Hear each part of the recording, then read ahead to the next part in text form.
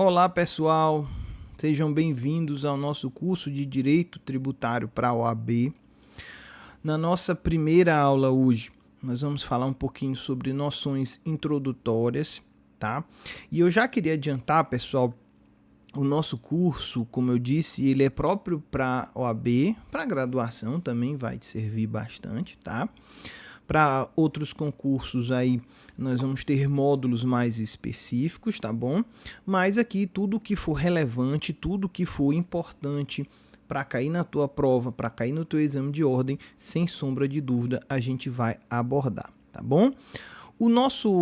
As nossas aulas, o tempo de cada uma, eu estou dividindo no intervalo mais curto, para não ficar aulas muito extensas, tá bom? Então não estranhe se as aulas não durarem muito tempo, cada bloco, mas não se preocupem que o conteúdo ele vai ser todo visto, tá bom? Então, sem mais delongas, vamos começar o nosso estudo. Acompanha aí comigo na tela. Nós vamos trabalhar as noções introdutórias, tá? Deixa eu aparecer aqui no cantinho para vocês não ficarem com saudade da minha pessoa. Pessoal, o seguinte, o Estado quando eu falar aqui, Estado lato sensu, quando ele vai desenvolver suas atividades, quando ele vai prestar os seus serviços, ele precisa naturalmente de recurso para isso, tá? Todos nós, na sua casa, você quer fazer uma reforma em casa, você vai precisar de quê? De dinheiro. Ah não, Paulo, eu quero fazer as compras no supermercado. Você vai precisar de recurso. E o Estado, nesse aspecto, não se diferencia da gente. Quando ele vai prestar serviços como educação pública, como segurança, como saúde pública, ele precisa de quê? Ele precisa de recursos, né? Falando de maneira mais simples, ele precisa de din-din, de dinheiro para custear essas atividades. Atividades estas, inclusive, que o legislador constituinte elencou, né, como de obrigação do Estado. Agora, beleza, eu já entendi que o Estado precisa de recursos para prestar essas atividades, mas de onde vêm esses recursos, né? Dependendo da origem, nós vamos seguir uma clássica divisão aí do direito financeiro entre as receitas, né, originárias e as receitas derivadas. Entendo aqui uma coisa. Toda vez que o Estado obtém recursos explorando seu próprio patrimônio, nós vamos estar diante das chamadas receitas originárias. Eu vou te dar um exemplo. Imagina que o município de São Luís aqui seja proprietário de um imóvel e ele resolve, para ter mais recursos, alugar esse imóvel. Aí vem um particular, aluga como qualquer outra pessoa e na hora que faz esse contrato ele vai pagar o valor do aluguel. Ora, ele vai estar pagando ao município, o município vai estar recebendo valores em decorrência disso. E essa receita decorrente do aluguel do seu próprio imóvel, ela é considerada nessa clássica divisão como receita originária. Por quê? Porque o ente público está explorando o seu próprio patrimônio. Mas as receitas, meus queridos, também podem ser oriundas da exploração do patrimônio de terceiros, que não seja a própria pessoa. E aí nós vamos estar diante das chamadas receitas derivadas. E aí dentro das receitas derivadas, eu vou destacar para você aqui os tributos e as multas. Repara que a gente está começando a falar de tributo aqui. Então, quando o Estado exige um imposto, uma taxa, um empréstimo compulsório, uma contribuição para a Seguridade Social, o que ele está fazendo é explorando um patrimônio de terceiro, está metendo a mão no bolso de terceiro para quê? Para arrecadar recursos. Beleza? Tranquilos até aqui? Maravilha. Essa função dos tributos, já falando especificamente mais dele, de arrecadar, ou seja, angariar recursos, carrear recursos aos cofres públicos, juntar dinheiro, melhor dizendo, é o que a gente chama de função fiscal. Tá?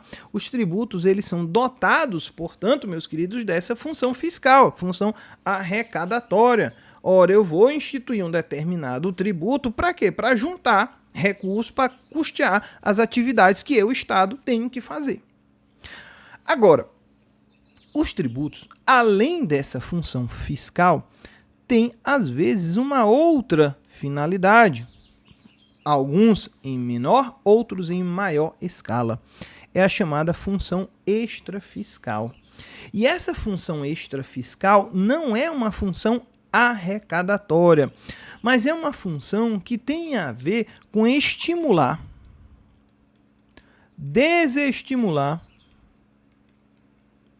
um determinado comportamento na sociedade ou ainda intervir em um determinado setor econômico. Paulo bagunçou tudo, estava indo tranquilo, agora piorou. Deixa eu tirar aqui a imagem da frente. Eu vou te dar um exemplo. Imaginemos que o governo brasileiro entenda que está tendo muita importação de veículo, né, estrangeiro. A gente está comprando muito veículo chinês. E esses veículos chineses estão aqui, estão trazendo um sério risco ao mercado nacional. Estão chegando mais baratos, com outra tecnologia, a galera está preferindo comprar esses veículos de fora, está deixando aqui de lado os veículos nacionais. O que é que eu vou fazer com isso? Pode ser que o governo use um tributo, um imposto, para resolver essa situação. Nós temos um imposto chamado imposto de importação, que ele é cobrado basicamente quando alguém importa uma mercadoria, falando de maneira bem simples. Aí imagina a seguinte situação: querendo desestimular a importação dos veículos estrangeiros, o que o governo faz? Joga a alíquota desse imposto lá para cima, ou seja, deixa o imposto muito mais caro. De forma que para você importar um produto estrangeiro, você vai gastar muito mais dinheiro. Então veja só, o governo está usando o tributo não com uma função fiscal, principalmente. Ele não está pensando principalmente em arrecadar ao aumentar a alíquota. Ele está usando um tributo na sua função extrafiscal, ou seja, para desestimular um determinado comportamento. Então ele aumenta a alíquota de importação. Para quê? Ora, justamente para diminuir a compra de produtos estrangeiros. Pode ser o contrário também. Não, eu quero estimular a importação. Diminui a alíquota. Ou agora, com a reforma tributária, nós vamos estudar mais para frente, com o imposto seletivo, onde o governo ele vai cobrar um imposto sobre itens que ele considera nocivos à saúde e ao meio ambiente. Isso tem uma nítida função extrafiscal. Ainda a gente pode falar aqui da parafiscalidade, tá? Mas eu já ressalvo que alguns doutrinadores dizem que isso aqui não é uma função extra, tá? O que acontece na parafiscalidade? O seguinte: a pessoa que cria o tributo, cobra o tributo, arrecada este valor e o valor que foi arrecadado ele repassa a um terceiro. Eu vou te dar um exemplo. As contribuições sociais para a Seguridade Social. A União arrecada essas contribuições e o produto da arrecadação, ou seja, o que ela arrecada, ela encaminha para o INSS, por exemplo, que é uma autarquia federal. São pessoas jurídicas diferentes. Então, essa questão de que o produto da arrecadação é destinado a uma outra pessoa que não a instituidora do tributo é o que a gente vai chamar de parafiscalidade. Beleza? Até aqui, tranquilos, meus queridos? Então, vamos fazer o seguinte. Como eu falei para vocês, os blocos, né, serão blocos curtos. Para quê? Para que a gente possa quebrar, digamos assim, o assunto de uma maneira que não fique tão pesado para você que está me assistindo, beleza? Então vamos fazer uma pausa, vamos blocá-lo aqui e aí quando a gente retornar nós já vamos falar sobre conceito de tributo, beleza? Até mais, pessoal, bons estudos.